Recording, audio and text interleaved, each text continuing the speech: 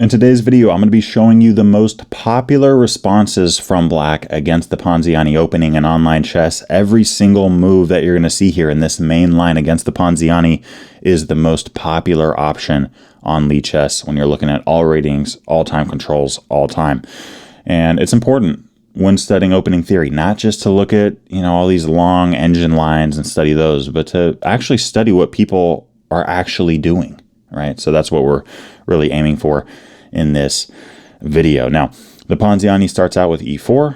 We play knight f3, and now the move of c3. Guys, I played e4 and knight f3 for most of my life, from about, well, I guess not most of my life anymore because I'm getting old, but when I was a kid, right? I played from 7 to 14 competitive chess.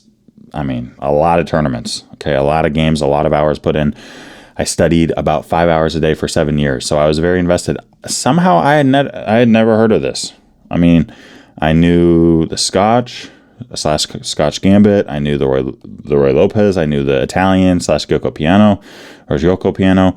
There were a lot of moves I knew. I knew about knight c3, right? There's a lot of options here. However, somehow I just hadn't heard of the Ponziani Opening, and a lot of players haven't heard of it. I know that sounds crazy, but a lot of players don't know what this is.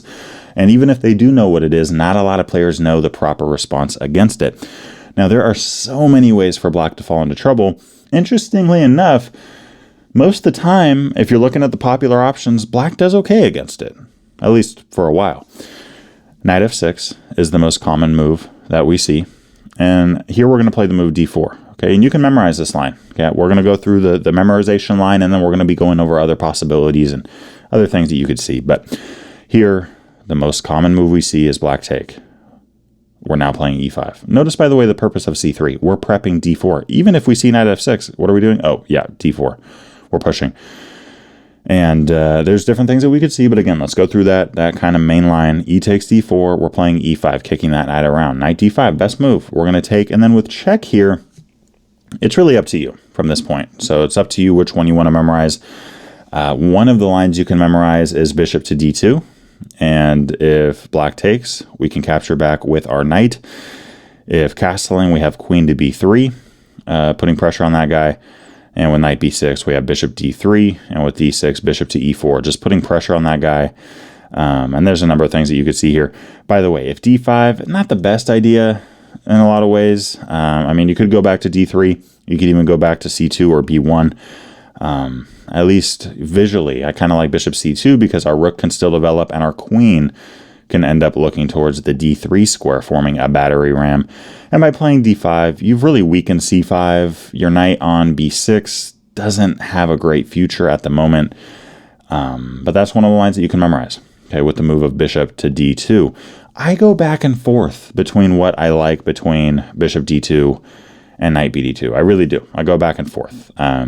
Today, I'm liking the knight coming to d2. Okay, that's what I'm liking today. So maybe we'll change tomorrow. I don't know. I go back and forth. The engine doesn't really care which one you do, by the way. So it's up to you.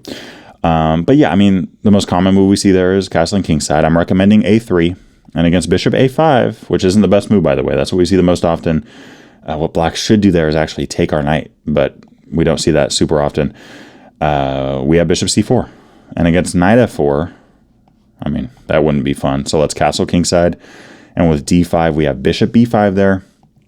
And with bishop g4, this is the most common move in online chess. And that right there is a mistake. That gives us a winning position because we have this tactical idea of either playing knight to b3 now, attacking this bishop and the knight on f4, as we also put pressure on c6, or we could take on c6 first and then look to play knight to b3. Your bishop is hanging. Your knight is hanging. You can't guard both. The best thing that Black could do there is take on g2, but in that case, we take back with our king. Of course, our king is a little bit wide open there, but we are winning that position with good defensive technique. So yeah, going back to e4 again, the Ponziani, knight f3 and c3, you can memorize the following line. That's what I recommend. These are the most common moves we see in online chess. Okay, memorize d4, memorize e5, memorize taking back, memorize whether you want to put the bishop or knight on d2. Let me know which one you like. Obviously, our other options are terrible. Why would we bring a developed knight over? Why not get the other knight into the game? We're not going to play knight c3 because then only one pawn defends it, whereas this knight on d2 has all kinds of support. And yeah, I mean, we're not going to give up our queen. We're not going to march our king up to e2. Okay, we're not Hikaru, so we're not going to do that.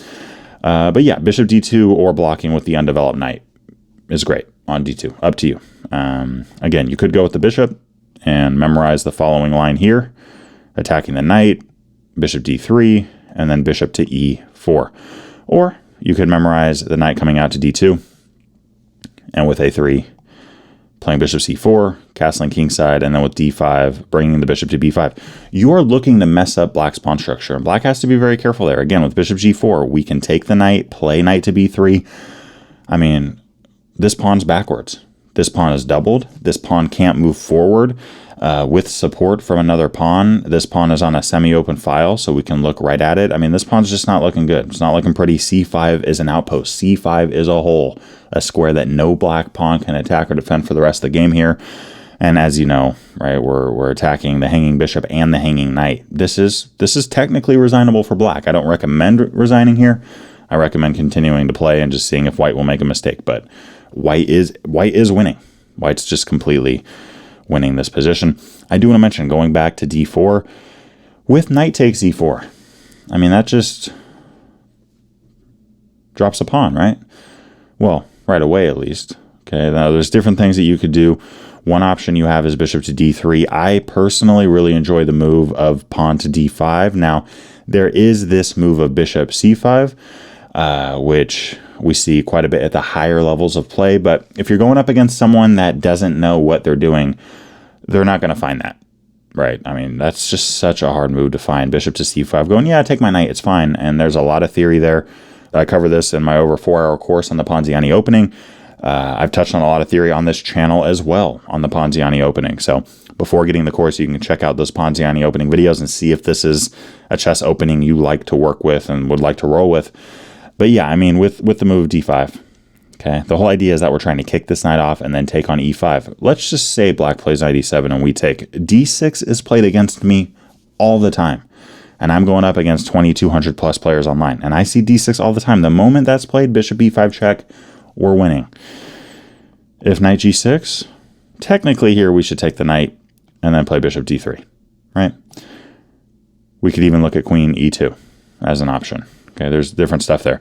However, bishop d3, this is fun. Okay, this is a fun move. What black should do is just go, okay, I take your knight, I lose mine. We're even material. Black there actually has a slight edge. However, sometimes you'll see this move knight takes f2. And the idea behind it is actually pretty high level. Black's going, wait a second, I'm going to lose my knight anyways. Why not get something for the knight and then take on e5? Well, the problem for black is that we're not going to take this knight. I had this whole line played against me. I did. Online chess. Only once, but it happened. Okay. Bishop takes g6 here. Beautiful move. If you want to take our bishop, if you want to take that guy off, then we're just going to take your knight on f2. And we're up a piece for a pawn. Easy. And if you take our queen, which is what happened against me, we can throw in a check, forcing king e7. Bishop g5, forcing king d6. Knight c4, forcing king c5.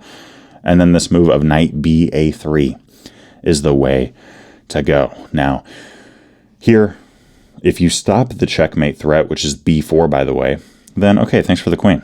And if you take our bishop, we have b4 checkmate. That is how my game finished. And yeah, it was fun to finally get it. I've known about it for a long time. I mentioned it on the YouTube channel long before I ever got it in a game, but it was fun to finally get that. But again, in terms of memorization with the Ponziani, hey, memorize this move knight f6. It's very common. Memorize if they take. You want to keep pushing there. You don't want to take this pawn back. Keep pushing. Play e5. Capture on d4. Block whichever way you want, whether it's d2 with the bishop or with the undeveloped knight, and go from there. And you're going to be in a good spot. If you are interested in a 30% off discount code on my Ponziani course or any of the other courses that I have on Gumroad, all you got to do, go down to the description below, pick one of those links, and plug in the discount code CHESS25. If you do so before the month of September is over, September of 2025, you will receive 30% off on your purchase, no matter how many courses you decide to get. I hope you guys enjoy it, and I'll see you over in the next video.